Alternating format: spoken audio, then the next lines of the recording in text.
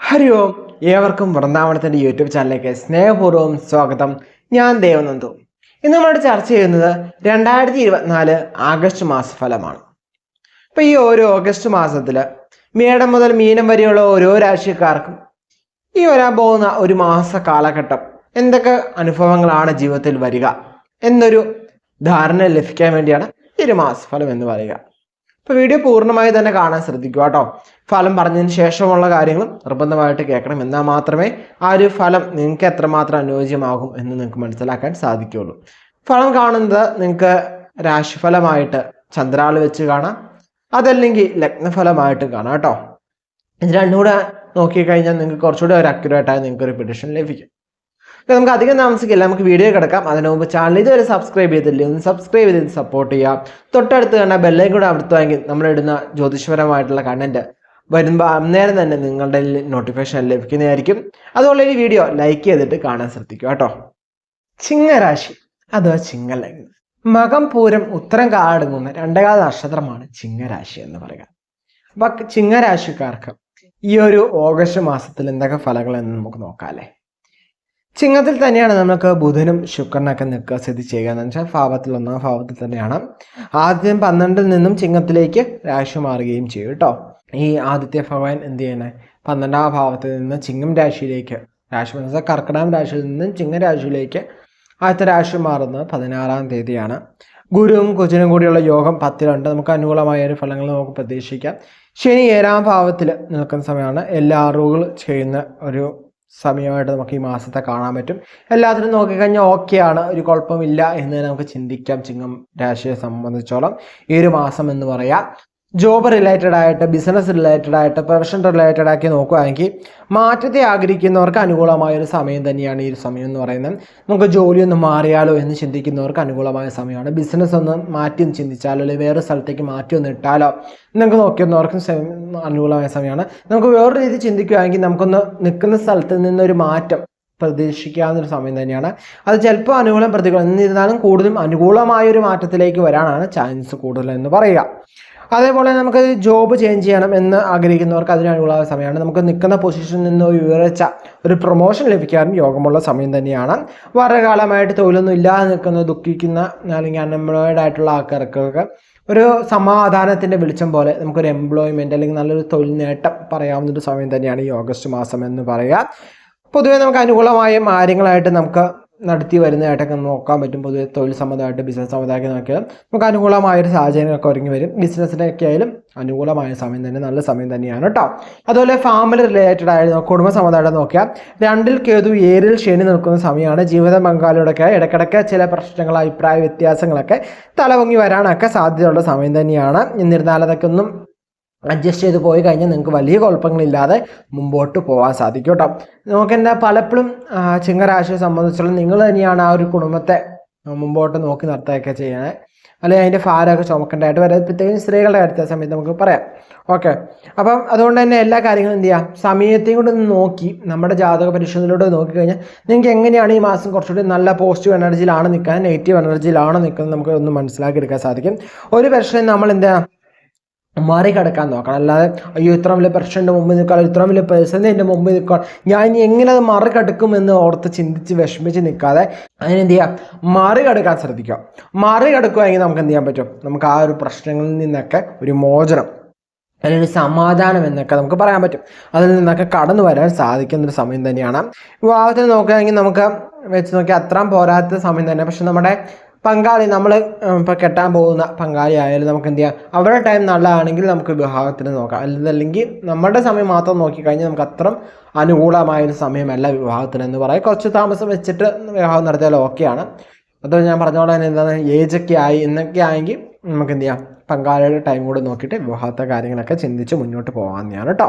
പൊതുവെ നോക്കിക്കഴിഞ്ഞാൽ വലിയ പേടിക്കൊന്നും വേണ്ട, കുടുംബ സമുദായാലും വലിയ കുഴപ്പങ്ങളില്ലാതെ നടക്കും. എന്നിരുന്നാലും ചെറിയ എന്താണ് ഏറ്റുരച്ചിൽ പോലെ ചെറിയ വഴക്കുകൾ, ചെറിയ അഭിപ്രായ വ്യത്യാസങ്ങൾ, ചില സ്വർജവില്ലായ്മ, അതൊക്കെ ചെറുതായിട്ട് പ്രശ്നങ്ങളാക്കി വരാൻ സാധ്യതയുണ്ട്.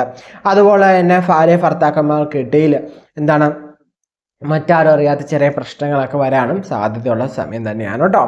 വിദ്യാർത്ഥികളുടെയും അല്ലെങ്കിൽ സ്റ്റുഡൻസിൻ്റെ കാര്യമൊക്കെ നോക്കുകയാണെങ്കിൽ നമുക്കാണ് ആദ്യം പൊതുവെ ഒരു നല്ല സമയത്ത് തന്നെയാണ് നിൽക്കുക, ഒരു വലിയ കുഴപ്പങ്ങളില്ലാതെ തന്നെയാണ് നിൽക്കുക.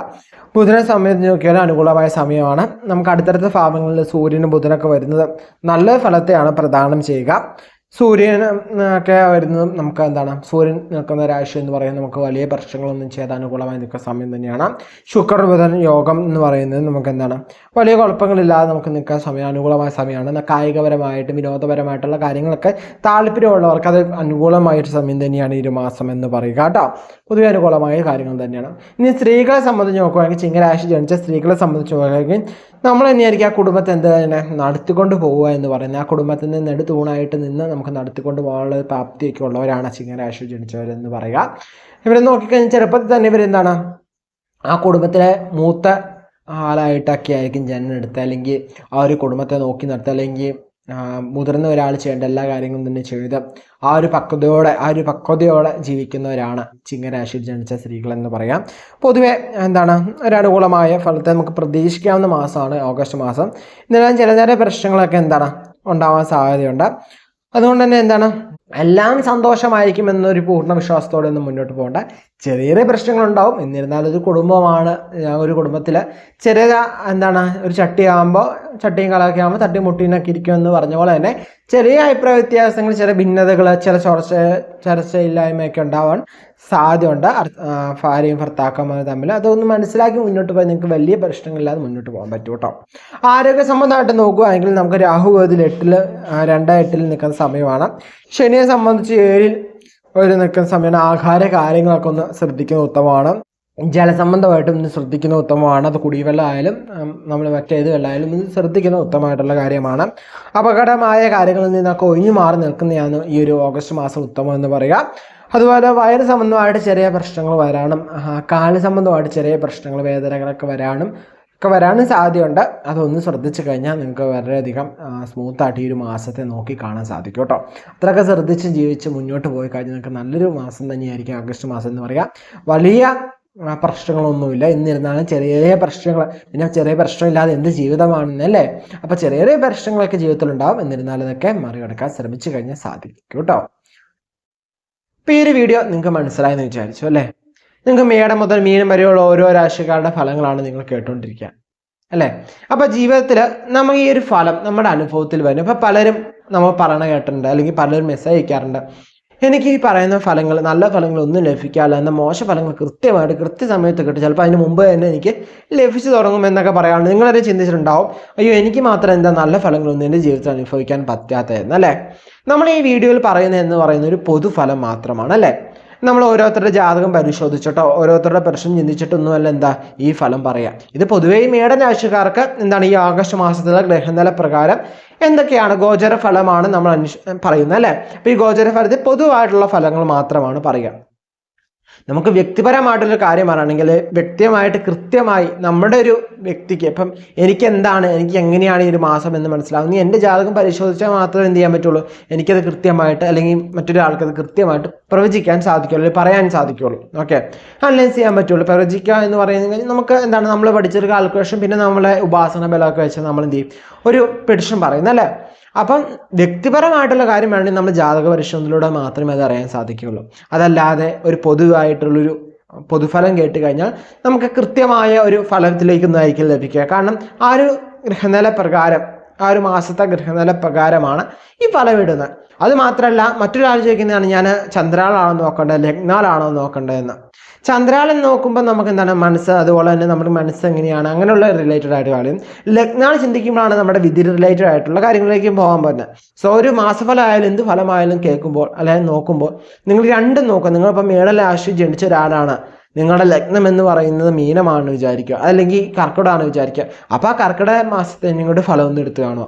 ഓക്കെ, അപ്പോൾ ഒരു വ്യക്തി എന്ന് പറയുന്നത് 2 ഫലം കേൾക്കുക. അപ്പം ഇത് രണ്ടും കൂടി കമ്പൈൻ ചെയ്തിട്ട് നിങ്ങൾക്ക് അപ്പം എങ്ങനെയുണ്ടെന്ന് നിങ്ങൾക്ക് ഏകദേശം ഒരു ഐഡിയ കിട്ടും. കാരണം നിങ്ങൾക്ക് എൻ്റെ ഒരു പേഴ്സണലൈസ്ഡ് ആയിട്ട് കുറച്ചെങ്കിലും എടുക്കാൻ പറ്റുന്ന അങ്ങനെ മാത്രമേ സാധിക്കുള്ളൂ. അല്ലാതെ ചന്ദ്രാൾ മാത്രം നോക്കിയിട്ട് അല്ലെങ്കിൽ ലഗ്നാൾ മാത്രം നോക്കിക്കഴിഞ്ഞാൽ നിങ്ങൾക്ക് ആ ഒരു റിലേറ്റഡ് ആയിട്ട് ഗോചര ഫലം എന്ന് പറയുന്നത് നമ്മുടെ ലൈഫിലൊക്കെ ബാധിക്കുന്നത് 25 to 30% പേഴ്സൻറ്റേജ് ഒക്കെയാണ് ബാധിക്കുക. കാരണം കൂടുതൽ നമ്മുടെ ജാതകത്തിലെ പ്രകാരമാണ് നമുക്കൊരു കാലം എങ്ങനെ പോകണം, എങ്ങനെയായിരിക്കും ഒരു മാസം എന്ന് നമുക്ക് നിശ്ചയിക്കാൻ സാധിക്കുള്ളൂ.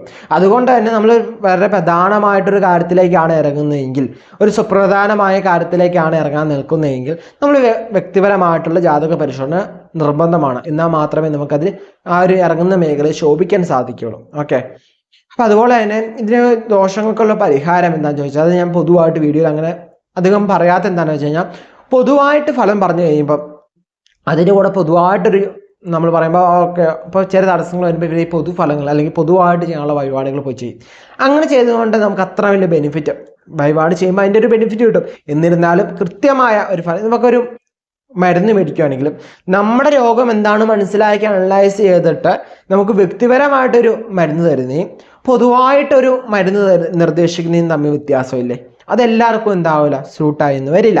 സോ ഓരോ വ്യക്തിയുടെ എനർജി ലെവൽ നോക്കിയും അവരുടെ ദൈവാനുഭവം നോക്കി അവരുടെ ഓരോ എനർജിയൊക്കെ നോക്കിയിട്ട് വേണം നമുക്ക് എന്ത് ചെയ്യാൻ, ആ വ്യക്തിപരമായിട്ട് ആ വ്യക്തിക്ക് എന്ത് വഴിപാടാണ് നൽകേണ്ടത് എന്ന് നമുക്ക് മനസ്സിലാക്കാൻ സാധിക്കുള്ളൂ. അതുകൊണ്ടാണ് ഞാൻ അധികം എന്ത് ചെയ്യാത്ത ഒരു വീഡിയോയിൽ പൊതുവായിട്ട് നമ്മൾ പറയാത്ത, നമ്മൾ കുറച്ചൊക്കെ ആദ്യം നല്ല രീതിയിൽ എന്താണ് കമൻസ് വഴിപാടിനെ കുറിച്ച് പറയാമെന്നൊക്കെ ചോദിച്ചുകൊണ്ട് നമ്മൾ എന്ത് ചെയ്യാറുണ്ട്, വഴിപാടുകൾ ഓരോന്നും പറയാറുണ്ട്.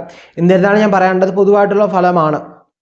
അപ്പം അത് പൊതുവായിട്ട് എല്ലാവർക്കും ചെയ്യാവുന്നതാണ്, ചെയ്തോർത്ത് ദോഷമൊന്നുമില്ല എന്താണ്. പക്ഷേ നമുക്ക് കൃത്യമായ റിസൾട്ട് കിട്ടണമെങ്കിൽ നമുക്ക് വ്യക്തിപരമായിട്ട് കൃത്യമായിട്ട് നമ്മുടെ പേഴ്സണലൈസ്ഡ് ആയിട്ട് നിന്ന് നോക്കിയാൽ മാത്രമേ അത് വ്യക്തിപരമായിട്ട് അറിയാൻ സാധിക്കുള്ളൂ കേട്ടോ. അത് എല്ലാവർക്കും തന്നെ അറിയാവുന്ന ഒരു വിഷയം തന്നെയാണെന്ന് വിചാരിക്കുന്നു. ഓക്കെ, അതുപോലെ തന്നെ നമ്മുടെ ക്ഷേത്രത്തിൽ നടക്കുന്ന വഴിപാടിലും പൂജയിലൊക്കെ നിങ്ങളുടെ പേരും നക്ഷത്രവും ഉൾപ്പെടുത്താൻ വേണ്ടി പേരും നക്ഷത്രം താഴെ കമൻറ്റ് ചെയ്യുക. പേരും നക്ഷത്രം കമൻറ്റ് ചെയ്യണ മുമ്പായിട്ട് എന്ത് ചെയ്യുക, ചാനൽ ഒന്ന് സബ്സ്ക്രൈബ് ചെയ്തിട്ട് ഉറപ്പ് വരുത്തിയ ശേഷം മാത്രം എന്ത് ചെയ്യുക, പേരും നക്ഷത്രം കൊണ്ട് കമൻറ്റ് ചെയ്യുക കേട്ടോ.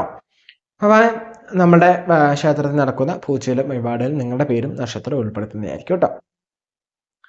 അപ്പം നമ്മൾ എന്ത് ചെയ്യുക, നമ്മുടെ ജീവിതത്തിൽ നമുക്ക് എന്തും തീരുമാനിക്കാൻ നമുക്ക് പറ്റും അല്ലേ. നമുക്ക് തീരുമാന ശക്തിയുള്ളവരാണ് മനുഷ്യരെന്ന് പറയുന്നത് അല്ലേ. നമുക്ക് തീരുമാനങ്ങൾ എടുക്കാൻ കഴിവുള്ളവരാണ്. എന്നാൽ എടുക്കുന്ന തീരുമാനം എത്രമാത്രം കൃത്യവും വ്യക്തമാകുന്നത് നിൽക്കുന്നത് നമ്മുടെ ഓരോ സാഹചര്യവും സമയവും അനുസരിച്ച് മാത്രമാണ്. ഇപ്പം നമ്മൾ നോക്കുകയാണ്, ഓരോ വ്യക്തി ജനിക്കുന്നതും പല സ്ഥലത്തും പല സാഹചര്യത്തിലും പല രീതിയിലും ജീവിച്ചു വളർന്നു വരുന്നവരാണ്.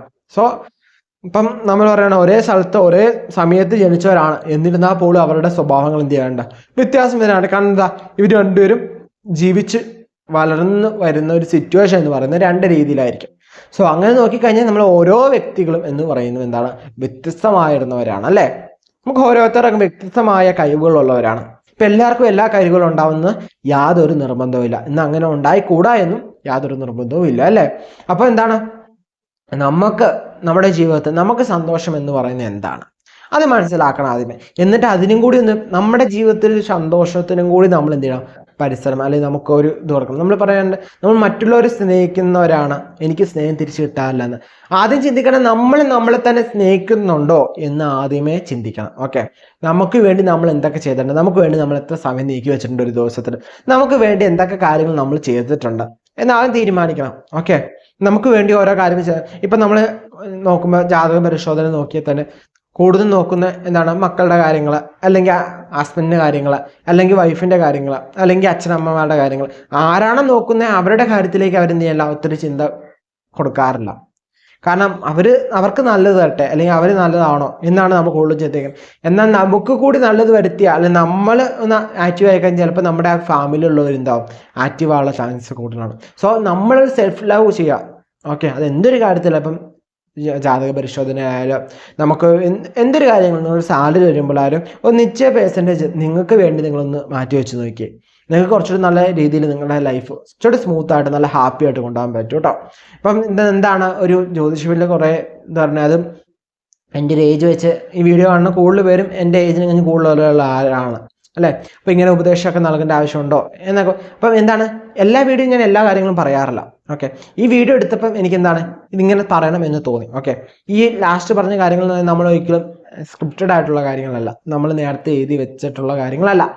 നമുക്ക് ആ വീഡിയോയിൽ ആ ഒരു ഫീലിൽ നമുക്ക് ആ എനർജിയില്ല. ചിലപ്പോൾ ഈ വീഡിയോ കാണുന്ന നിങ്ങളിലേക്ക് ഇത് ഇപ്പം എത്തേണ്ട മെസ്സേജാണ്. നിങ്ങളൊന്ന് ആലോചിച്ച് നിങ്ങൾ സെൽഫ് ലവ് ചെയ്തിട്ടുണ്ടോ ഇല്ലയോ. നിങ്ങൾക്ക് കമൻറ്റ് ചെയ്യാൻ പറ്റുമെങ്കിൽ ഒന്ന് അതിനെക്കുറിച്ച് താഴെ ഒന്ന് കമൻറ്റ് ചെയ്യുക. കാരണം ആ കമൻറ്റ് എന്ന് പറയുന്നത് ഒരിക്കലും എനിക്ക് വേണ്ടിയല്ല, ആ കമൻറ്റ് വായിക്കുന്ന വ്യൂവേഴ്സിന് അല്ല അടുത്ത കാണുന്ന വ്യൂവേഴ്സിന് അവരുടെ ലൈഫിലും അവർക്ക് ആ സെൽഫ് ലവിൻ്റെ ഇമ്പോർട്ടൻസ് മനസ്സിലാവും. നിങ്ങൾ സെൽഫ് ലവ് ചെയ്യാൻ തുടങ്ങിയത് എപ്പോഴാണ്, അല്ലെങ്കിൽ ഇപ്പം തൊട്ട് ചെയ്തിട്ടില്ലെങ്കിൽ ഇപ്പം തൊട്ട് ചെയ്യുക. എന്നിട്ട് അടുത്ത മാസഫലം വരുന്നുണ്ടല്ലോ, ആ ഒരു മാസഫലത്തിന് വീഡിയോയുടെ താഴെ നിങ്ങൾ കമൻറ്റ് ചെയ്യുക. ആ ഒരു മാസം ഈ ഒരു വീഡിയോ വരുന്ന അടുത്ത വീഡിയോ ഒരു മാസത്തെ വരുമല്ലോ, അപ്പോൾ ആ ഒരു മാസം കൊണ്ട് നിങ്ങൾക്ക് സെൽഫ് ലവ് ചെയ്തതിനുള്ള വ്യത്യാസങ്ങൾ എന്തൊക്കെ നിങ്ങളുടെ ജീവിതത്തിൽ വന്നു എന്ന് കമൻറ്റ് ചെയ്യാൻ മറക്കല്ലോ കേട്ടോ. ഓക്കെ, അപ്പോൾ അടുത്ത തവണ എല്ലാവരും അടുത്ത മാസഫലം വരുമ്പോൾ ഈ മാസഫലത്തിൻ്റെ വീഡിയോ ഒന്നെടുത്ത് കണ്ട് നോക്കുക. എന്ത് ചെയ്യുക, എന്നിട്ട് കമൻറ്റും അവർക്ക് എന്തൊക്കെയാണ് വ്യത്യാസങ്ങൾ വരിക എന്നൊക്കെ. ഇനി അതല്ലെങ്കിൽ സെപ്റ്റംബർ മാസഫലത്തിലേക്ക് നിങ്ങൾ എന്ത് ചെയ്താൽ മതി, അതിൻ്റെ കമൻറ്റ് ഇട്ട്. ചിലപ്പോൾ എനിക്ക് അന്നേരം ഇത് പറയാൻ ഞാൻ ഓർമ്മ വെച്ചിട്ടുണ്ടെന്ന് വിചാരിക്കാൻ പറ്റില്ല. സോ നിങ്ങൾ എന്ത് ചെയ്യുക, സെപ്റ്റംബർ മാസഫലത്തിലേക്ക് നിങ്ങൾ എന്ത് ചെയ്യുക, നിങ്ങൾക്ക് ആ സെൽഫ് ലവ് ചെയ്തതിൻ്റെ ഇമ്പോർട്ടൻസ് അല്ലെങ്കിൽ സെൽഫ് ലവ് ചെയ്തപ്പോൾ നിങ്ങൾക്ക് എന്തൊക്കെ മാറ്റങ്ങൾ നിങ്ങളുടെ ജീവിതത്തിൽ വന്നു എന്നും മനസ്സിലാക്കാൻ സാധിക്കും. ഓക്കെ, അപ്പോൾ നമുക്ക് മറ്റൊരു വീഡിയോയിൽ കാണാം.